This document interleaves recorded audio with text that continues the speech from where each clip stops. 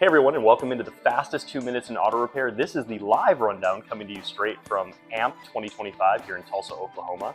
This is the third year that we've done the AMP, or Aftermarket and Payments Kickoff, or annual kickoff for Velo. We've had a ton of general sessions, breakout sessions. We've had a customer advisory board. Tony, what's been the highlight of your week so far? Yeah, it's just really the networking and engagement, being able really to bring all these different teams together in one central location.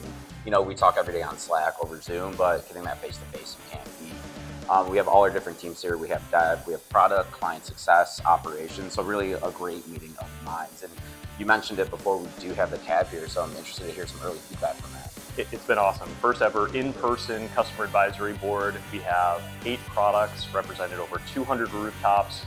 They're users of shop management, of digital vehicle inspection, of websites and digital advertising, of payment processing.